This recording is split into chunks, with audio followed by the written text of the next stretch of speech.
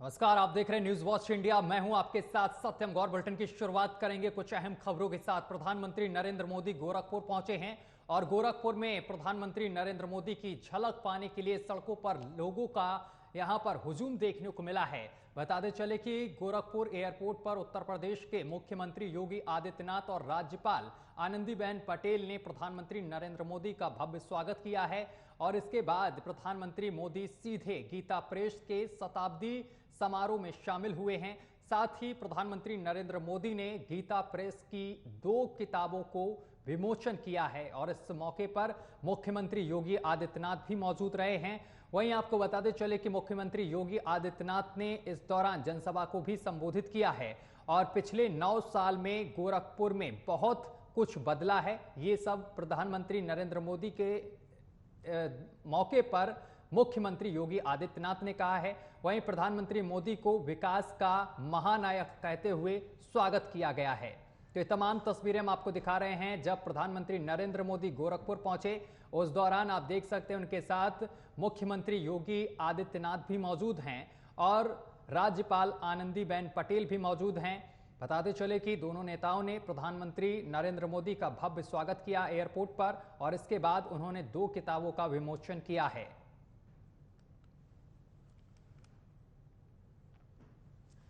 तो गोरखपुर में प्रधानमंत्री नरेंद्र मोदी पहुंचे हैं और सीधे वो गीता प्रेस पहुंचे हैं। इस दौरान उन्होंने 2 किताबों का विमोचन किया है। गीता प्रेस के शताब्दी कार्यक्रम में शिरकत किया है प्रधानमंत्री नरेंद्र मोदी ने। मुख्यमंत्री योगी आदित्यनाथ और उत्तर प्रदेश की राज्यपाल आनंदीबेन पटेल भी मौजूद रही हैं। तो ये तमाम तस्वीरें हम आपको दिखा रहे हैं। आप देख सकते हैं गोरखपुर के दौरे पर प्रधानमंत्री नरेंद्र मोदी हैं। तमाम तस्वीरें हम आपको दिखा रहे हैं। बता दें कि इसके साथ ही उत्तर प्रदेश के मुख्यमंत्री योगी आदित्यनाथ और राज्यपाल आनंदीबेन पटेल ने प्रधानमंत्री नरेंद्र मोदी का स्वागत किया है और उसके बाद प्रधानमंत्री नरेंद्र मोदी सीधे गीता प्रेस के शताब्दी समारोह में शामिल हुए हैं। साथ ही प्रधानमंत्री नरेंद्र मोदी ने गीता प्रेस की 2 किताबों की विमोचन किया है। इस दौरान मुख्यमंत्री योगी आदित्यनाथ ने समारोह को संबोधित करते हुए कहा है कि पिछले 9 सालों में गोरखपुर में बहुत कुछ बदला है। प्रधानमंत्री नरेंद्र मोदी को विकास का महानायक कहते हुए स्वागत किया गया है। तमाम तस्वीरें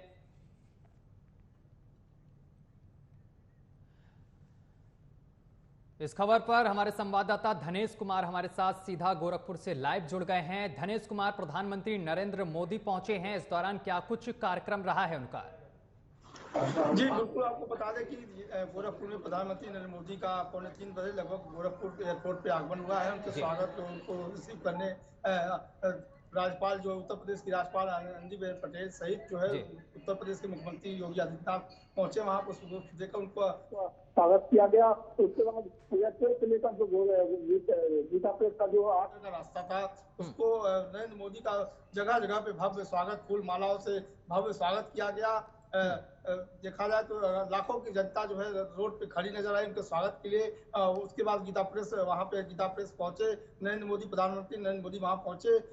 जो वहाँ का जो गीता प्रेस का जो है लीला चित्र मंदिर का उन्होंने पूरा भ्रमण किया। सारे एक जो तस्वीरें जो है भगवान श्री कृष्ण और की लीलाओं का वर्णन करता है, सारी तस्वीरों को उन्होंने देखा। इस दौरान मुख्यमंत्री योगी आदित्यनाथ, आनंदीबेन पटेल और वहां के जो है मैनेजर लालमणि त्रिपाठी भी मौजूद रहे। जी, के साथ ही वहां पर उनके साथ और कौन कौन लोग मौजूद रहे हैं?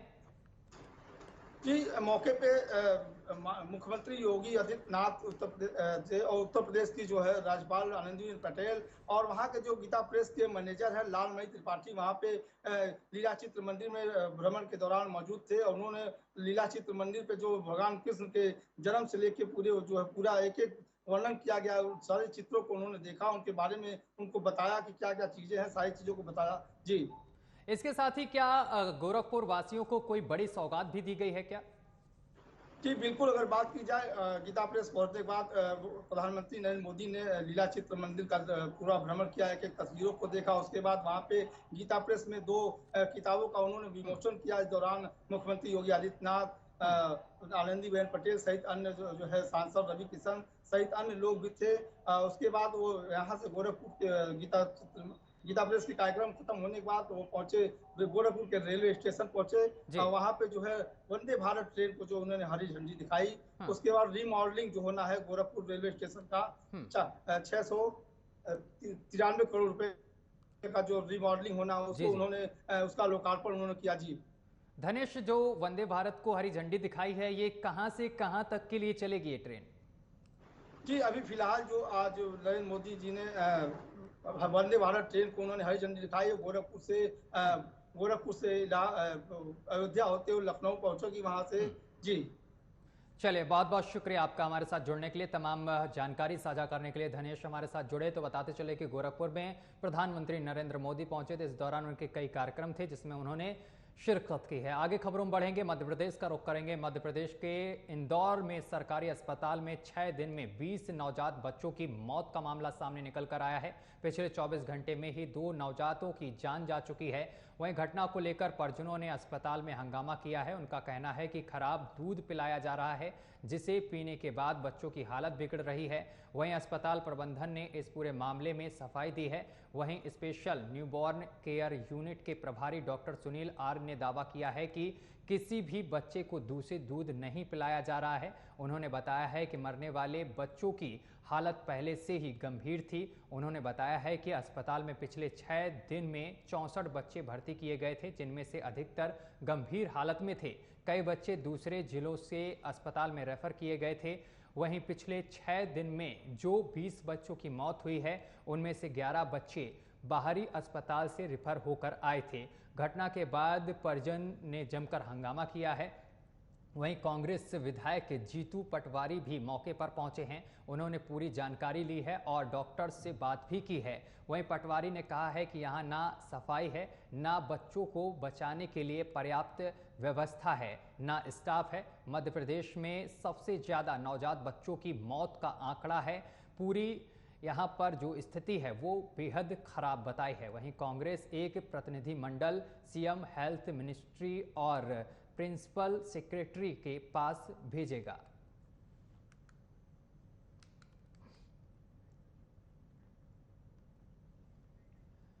खबरों में आगे बढ़ेंगे। कांग्रेस नेता राहुल गांधी को गुजरात हाईकोर्ट से भी राहत नहीं मिली है और हाईकोर्ट ने मोदी सरनेम मामले में उनकी सजा को बरकरार रखा है, जिसके बाद कांग्रेस की तरफ से कहा गया है कि वो सुप्रीम कोर्ट का रुख करेंगे। इस मामले पर अब बीजेपी की तरफ से भी बयान सामने आया है, जिसमें गुजरात हाईकोर्ट के फैसले का स्वागत बीजेपी ने किया है। बीजेपी की तरफ से इस मामले को लेकर प्रेस वार्ता भी की गई है, जिसमें बीजेपी ने कहा है कि राहुल गांधी ने सीधे ओबीसी समाज का अपमान किया है। रविशंकर प्रसाद ने कहा है कि राहुल गांधी ने ओबीसी का सीधा अपमान किया था। ओबीसी का अपमान करना कांग्रेस का काम है। राहुल गांधी अहंकार कर रहे हैं। बीजेपी ने कहा है कि कांग्रेस को राहुल गांधी को कंट्रोल करना चाहिए। वीर सावरकर को भी राहुल गांधी ने अपमानित किया था।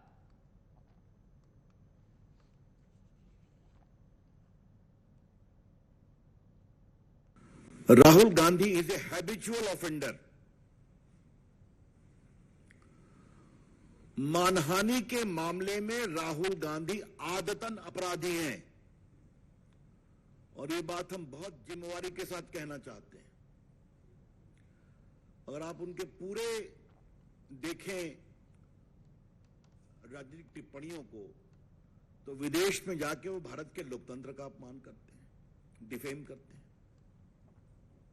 भारत की संस्थाओं का डिफेमेशन करते हैं, चाहे वो इलेक्शन कमीशन हो। अब तो वो जेएनयू जाते हैं और टुकड़े टुकड़े गैंग के साथ खड़े हो जाते हैं।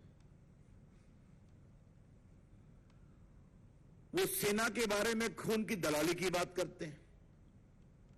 अभी मैं भाजपा की बात नहीं कर रहा हूं। इन्होंने राफेल पर देश में चौकीदार मैं बोल नहीं सकता हूं क्या कैंपेन चलाया और बाद में भारत की जनता ने जबरदस्त जवाब दिया। सुप्रीम कोर्ट ने कहा कि यह बिल्कुल ठीक है, तो उन्होंने सुप्रीम कोर्ट के निर्णय की भी आलोचना की और जब कंटेम्प्ट शुरू हुआ तो माफी मांगा। संघ से तो लगता है राहुल गांधी इतना नफरत करते हैं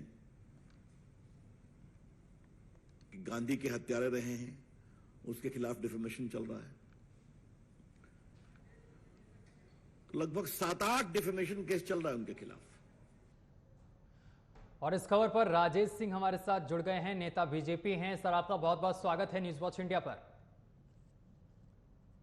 राजेश जी, आवाज पहुंच रही है आप तक? जी जी बताएं। राजेश जी, जिस तरीके से राहुल गांधी को राहत नहीं मिली है हाईकोर्ट से, अब लेकिन इसके बाद बीजेपी ने हाईकोर्ट के फैसले का स्वागत किया है, लेकिन इसके बाद भी कांग्रेस कह रही है कि बीजेपी में भी तमाम ऐसे नेता हैं जो अनाप शनाप टिप्पणी करते हैं लेकिन उनके ऊपर कार्रवाई नहीं होती है। हाँ तो देखिए सत्यम जी, मैं ये कह रहा हूँ जी कि भाई किसी भी दल में कोई भी नेता हो, अगर अनाप शनाप कोई टिप्पणी कर रहा है, कोई बात कर रहा है, तो भाई किसी को भी अदालत जाने से तो कोई रोका नहीं है ना कि रास्ते में कोई खड़ा हो जाता है कि आप कोर्ट मत जाइए। भाई जो भी अनाप शनाप किसी के विषय में कह रहा है तो उसको कोर्ट जाने की पूरी छूट है, पूरी अनुमति है, उसको जाना चाहिए। एक बात। दूसरी बात, भाई अभिव्यक्ति की आजादी का मतलब गाली देना थोड़ी होता है कि आजादी के नाम पर हम किसी को गाली देंगे, वो भी समाज का अपमान करेंगे, तो ये बर्दाश्त थोड़ी किया जाएगा कि आप ओबीसी समाज का अपमान करिए। अरे मोदी जी का अपमान करते करते, देश का अपमान करते करते फिर आप पूरे मोदी समाज को, पूरे ओबीसी समाज को बदनाम करने लगेंगे, उनको अपमान करने लगेंगे, उनको भ्रष्टाचारी बताने लगेंगे। पूरे अरे कोई व्यक्ति विशेष हो सकता है, पूरा समाज कैसे हो सकता है? और राहुल जी तो विदेशों में जाकर न्यायपालिका का अपमान करते हैं। तो गुजरात हाई कोर्ट ने तो सही कहा ना भाई, जो निचली अदालत है उसके फैसले को उन्होंने बरकरार रखा। तो और ये तो आदतन अपराधी है सत्यम जी, ये कोई पहली बार ऐसा नहीं है कि पहली बार राहुल गांधी जी ने कहा है। और बाकायदे कोर्ट ने टिप्पणी किया हुआ है कि राहुल जी के ऊपर 10 आपराधिक मुकदमे दर्ज है, कोई मामूली मुकदमे नहीं दर्ज है। तो राहुल जी को यह समझना चाहिए कि भाई कब कहाँ पे आप संसद सदस्य थे, संसद की अपनी एक गरिमा होती है, कब कहाँ क्या बोलना चाहिए, पूरे देश के लोग उसको देखते हैं। तो देश को छोड़िए, आप विदेशों में जाकर के भी अपमान करते हैं भारत का, प्रधानमंत्री जी का, और करते करते समाज का, तो समाज के लोग लेंगे ना एक्शन। भाई आपने ओबीसी समाज को गाली दिया, उनका अपमान किया, तो ओबीसी समाज गया कोर्ट में गया, कोर्ट ने अपना, भाई ये कोई भारतीय जनता पार्टी का फैसला थोड़ी है, ये तो कोर्ट का फैसला है। आप तो कोर्ट को भी कड़कड़े करते हैं विदेशों में जा करके। तो ये तो फैसला बिल्कुल सही है, इसका तो स्वागत होना चाहिए इस फैसले का कि न्याय भारत में सबके लिए समान है, लोकतंत्र में। लेकिन कांग्रेस कह रही है अभी खुश होने की जरूरत नहीं है, वो सुप्रीम कोर्ट का दरवाजा भी खटखटाएंगे। अरे तो भाई हमने कहाँ रोका है सत्यम जी? लेकिन बीजेपी ने स्वागत किया जिस तरीके से हाईकोर्ट के फैसले का। रविशंकर प्रसाद कह रहे हैं कि कांग्रेस को सोच समझकर बोलना चाहिए, अपने नेताओं को ट्रेनिंग देनी चाहिए, जिस तरीके से उन्होंने बयान दिया है। तो इसी को लेकर कांग्रेस कह रही है कि खुश होने की जरूरत नहीं, हम सुप्रीम कोर्ट का भी दरवाजा खटखटाएंगे। नहीं, आप जाइए ना, आप सुप्रीम कोर्ट जाइए, आप हाई कोर्ट तो गए ही थे, तो आप तो कोई आपको रोका नहीं, लेकिन सुप्रीम कोर्ट से भी जो फैसला आएगा, सुप्रीम कोर्ट भी तो देख रहा है कि आप क्या बोल रहे हैं। सुप्रीम कोर्ट में भी जो माननीय न्यायाधीश बैठते हैं, तो वो भी तो देख रहे हैं आपकी कारगुजारियों को, वो भी तो आपके वक्तव्यों को देख रहे हैं, वो भी तो देख रहे हैं कि विदेशों में जाकर कैसे अपमान कर रहे हैं, वो भी देख रहे हैं ओबीसी समाज का अपमान कर रहे हैं। सुप्रीम कोर्ट में जो बैठे हैं वो भी तो देख रहे हैं माननीय लोग। तो आप कहीं नहीं जाइए, आपको चलिए राहत मिल जाए, ये अच्छी बात है, लेकिन एक ठीक है ना कि भारत में लोकतंत्र अभी जिंदा है, और अब भारत में लोकतंत्र में जो न्यायिक प्रक्रिया है सबके लिए समान है, किसी के रसूख से कोई न्यायिक प्रक्रिया में कोई परिवर्तन नहीं हो रहा है सत्यम जी। चलिए राजेश जी, बहुत बहुत शुक्रिया हमारे साथ जुड़ने के लिए, तमाम बातचीत करने के लिए। तो आपको बताते चले कि राहुल गांधी को हाई कोर्ट से राहत नहीं मिली है। अब कांग्रेस का कहना है कि वो सुप्रीम कोर्ट का दरवाजा खटखटाएंगे। फिलहाल खबरों में आगे बढ़ेंगे, महाराष्ट्र की बात करेंगे। महाराष्ट्र में जारी उठापटक के बीच उद्धव ठाकरे को बड़ा झटका लगा है। विधान परिषद की उपसभापति यानी कि नीलम गोरे शिंदे गुट में शामिल हो गई हैं। सीएम एकनाथ शिंदे की मौजूदगी में नीलम गोरे ने पार्टी ज्वाइन कर ली है। बता दें कि नीलम गोरे उद्धव ठाकरे गुट वाली शिवसेना के पूर्व नेता हैं। वो बताते चले कि वो साल 2002 से लगातार विधान परिषद के लिए चुनी जा रही हैं। साल 2002, साल 2008, साल 2014, साल 2020 में 4 बार विधान परिषद के लिए चुनी गई हैं। 7 जुलाई 2022 से वो महाराष्ट्र विधान परिषद की उपसभापति हैं। उधर शरद पवार गुट के बड़े नेता ने दावा किया है कि शरद पवार से 6 विधायकों ने संपर्क किया है, उन्हें शरद पवार के साथ आने की इच्छा व्यक्त की है। 5 जुलाई की बैठक में शरद पवार के पास 18 विधायकों का समर्थन दिखा। अगर इस दावे में दम है तो अजीत पवार को ये बड़ा झटका होगा।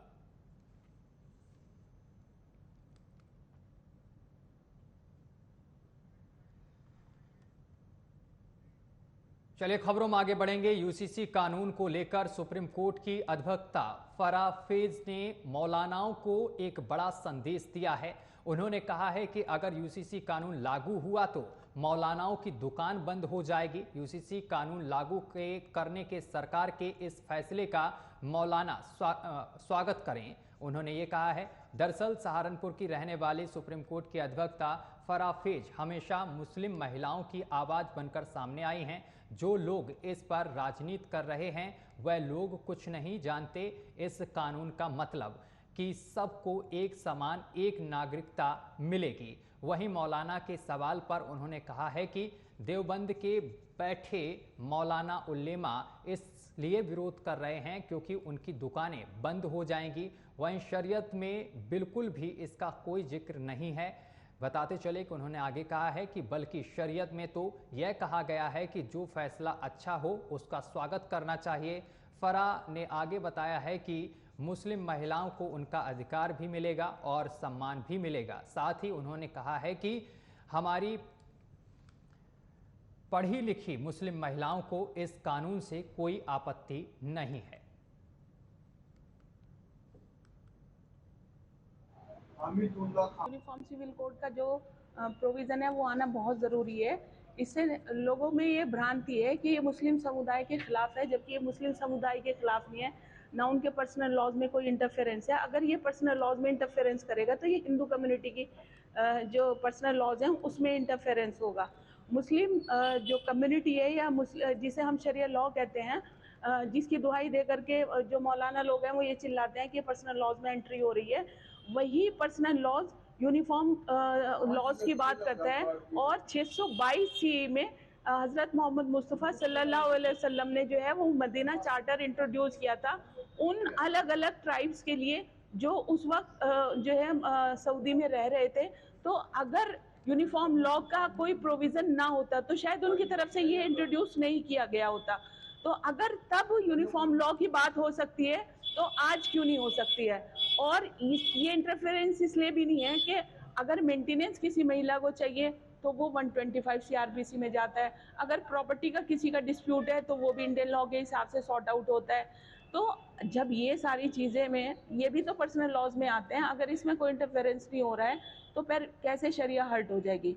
और शरिया अगर हर्ट होती है तो ना सिर्फ सिविल कोड में इसमें इंटरफेरेंस हो सकता है, बल्कि इससे जो क्रिमिनोलॉजी है, क्रिमिनोलॉजी में तो ये इंटरफेरेंस सीधा सीधा है। अगर हम उसमें एक यूनिफॉर्म लॉ जो है वो परस्यू कर सकते हैं तो सिविल लॉ। सरकार जो ये यूसीसी का जो फैसला आया है और जो ये लागू करने जा रही है सरकार, मैं इसका तहे दिल से खुलकर समर्थन करता हूँ।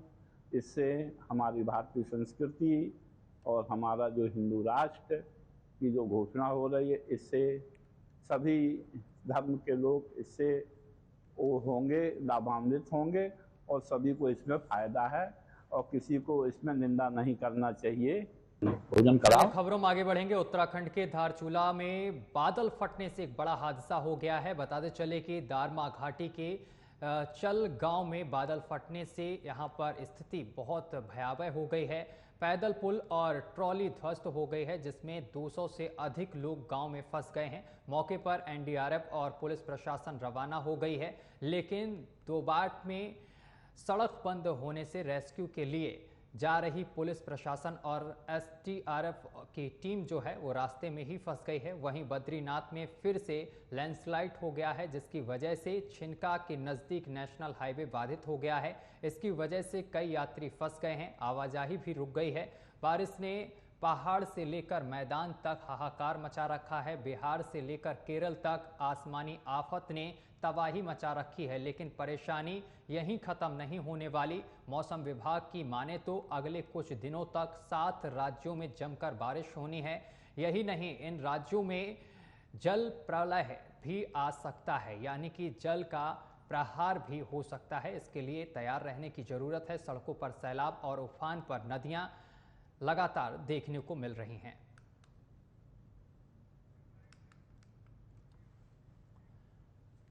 खबरों में आगे बढ़ेंगे। 1 जुलाई से शुरू हुई अमरनाथ यात्रा खराब मौसम के चलते फिलहाल के लिए रोक दी गई है। मौसम ठीक होने के बाद ही श्रद्धालुओं को आगे जाने की अनुमति दी जाएगी। मौसम के खराब होने के चलते आज बालटाल और नुनवान में श्री अम्बेश्वर धाम की यात्रा भी रोक दी गई है। खराब मौसम के होने के चलते किसी भी यात्री को आगे जाने के लिए इजाज़त नहीं दी जा रही है। वहीं श्री अमरनाथ साइन बोर्ड के अधिकारियों के मुताबिक मौसम के साफ होने की खबर अभी तक सामने निकल कर नहीं आई है। यदि मौसम साफ होता है तभी यात्रियों को और श्रद्धालुओं को आगे जाने की अनुमति दी जाएगी। बता दें कि गुरुवार को 17,202 श्रद्धालुओं ने बाबा बर्फानी के दर्शन किए। वहीं यात्रा शुरू होने से अब तक कुल 84,768 श्रद्धालु दरबार में हाजिरी लगा चुके हैं। बताते चले कि 1 जुलाई को 3,400 से अधिक श्रद्धालुओं के पहले जत्थे को रवाना किया गया था। बताते चले कि ये यात्रा 62 दिन तक चलेगी। अमरनाथ यात्रा को लेकर सेना के जवान लगातार तैनात नजर आ रहे हैं और मुस्तैदी से सर्च ऑपरेशन चला रहे हैं। और चलिए इसी के साथ बुलेटिन में अभी के लिए बस इतना ही। देश दुनिया की तमाम खबरें देखने के लिए देखते रहिए न्यूज़ वॉच इंडिया।